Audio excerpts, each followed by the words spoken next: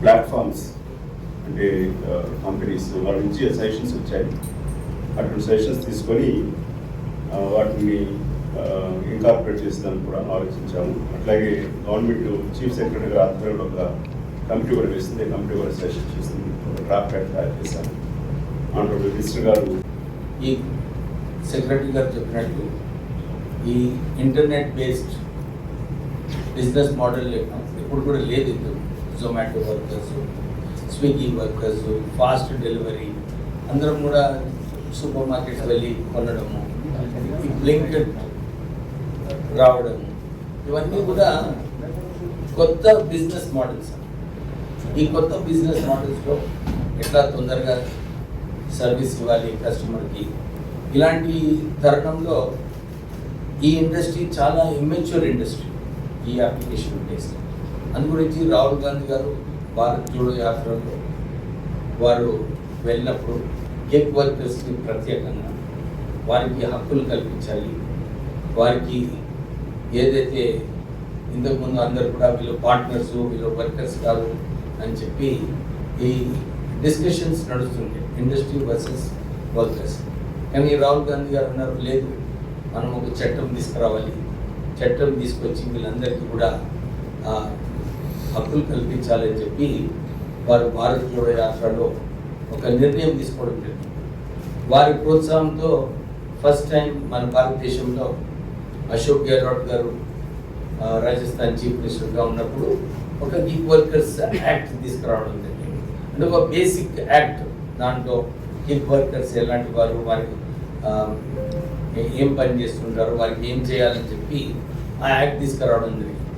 తర్వాత కర్ణాటక ప్రభుత్వం కూడా దీన్ని కొంచెం ఇంప్రూవ్ చేస్తూ వారు కూడా ఈ గిగ్ వర్కర్స్కి ప్రొటెక్షన్స్ కల్పించాలని చెప్పి వారు ఒక ఆర్డినెన్స్ తీసుకురావడం జరిగింది. తెలంగాణలో ఆల్రెడీ రాహుల్ గాంధీ గారు లెటర్ రాశారు రేవంత్ రెడ్డి గారికి, గిగ్ వర్కర్స్ యాక్ట్ తొందరగా మనం ఇక్కడ కూడా తీసుకురావాలి, వారికి మనము ఏదైతే హక్కులు కల్పించాలో, వారికి చాలా సమస్యలు ఉన్నాయి గిగ్ వర్కర్స్కి.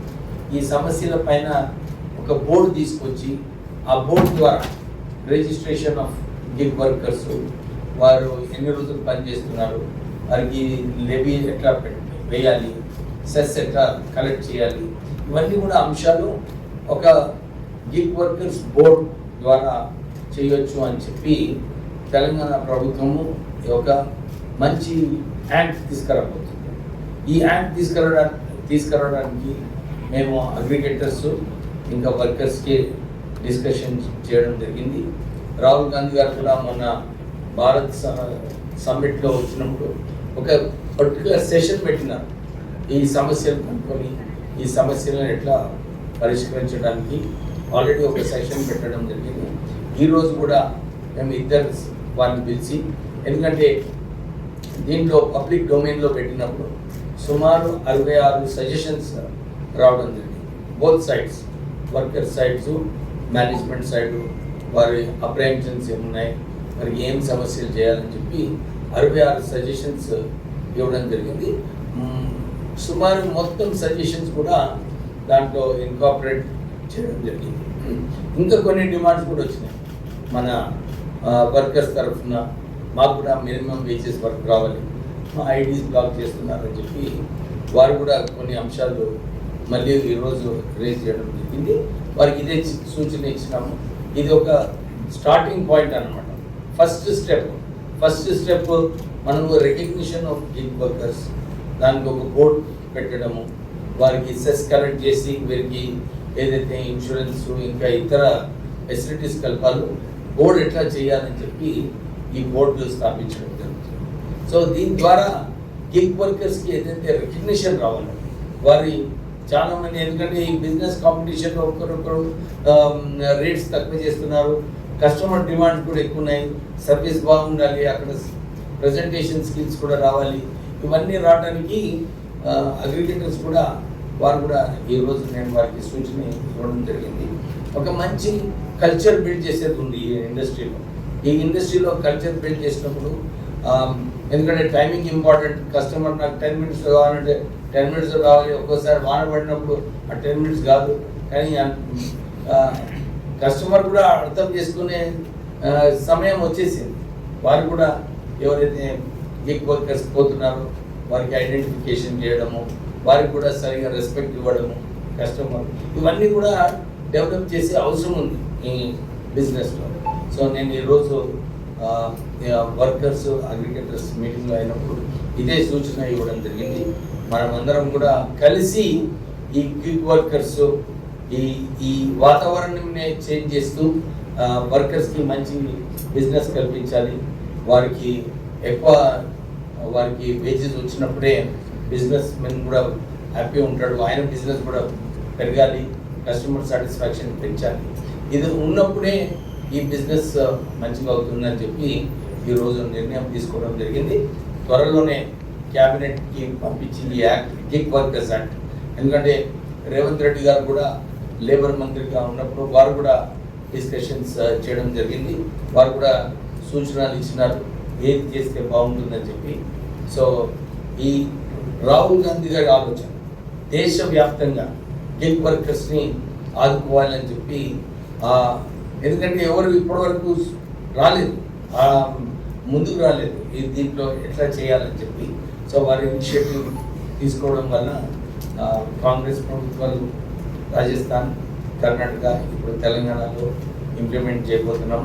ఇది నా ఆలోచన ఏంటంటే తెలంగాణలో మంచిగా ఇంప్లిమెంట్ చేసినప్పుడు ఏదో నేషనల్ లెవెల్లో కూడా ఇలాంటి యాక్ట్ వచ్చే అవసరం ఉంది.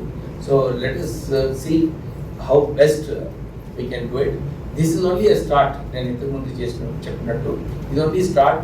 వచ్చే రోజులలో ఇంకా ఎక్కువ ప్రొవిజన్స్ పెట్టడము, ఇంకా ఎక్కువ ఫెసిలిటీస్ ఇవ్వడము, ఇవన్నీ కూడా నెక్స్ట్ స్టెప్లో డిస్కస్ చేసి, ఎందుకంటే అగ్రికల్చర్ కూడా బిజినెస్ పెరిగినప్పుడే ఆయన కూడా ముందుకు రావచ్చు అన్ని ఫెసిలిటీస్ ఇవ్వడానికి. So will start working on that. So I request the press to please give wide publicity with this gig workers act. ఎందుకంటే వీరు సుమారు 1 లక్ష మంది ఉన్నారు, 4.5 lakhs gig workers are there Telangana. So వారికి ఉపయోగపడుతుంది. మంచి విషయం ఏంటంటే ఈ అగ్రిగేటర్స్ ఇంకా వర్కర్స్ మరి మీటింగ్ అయినప్పుడు సుమారు చాలా మటు పాయింట్స్లో ఒక అనుకూలమైన నిర్ణయం తీసుకోవడం జరిగింది both sides. So I'm very confident that this gig workers act will be successful.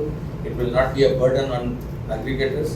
It will definitely help gig workers అని చెప్పి దాని తర్వాత ఫార్ములేట్ చేస్తారు. అంటే 50-50 అసలు అగ్రిగేటర్ అండ్ వర్కరా ఈ fund no this is basically on the delivery చేసిన తర్వాత ఆ ఏదైతే బిల్లింగ్ ఉంటుందో దాంట్లో 1 to 2 పే అవుట్ పైన 1 to 2% సెస్ లెవీ చేస్తాం.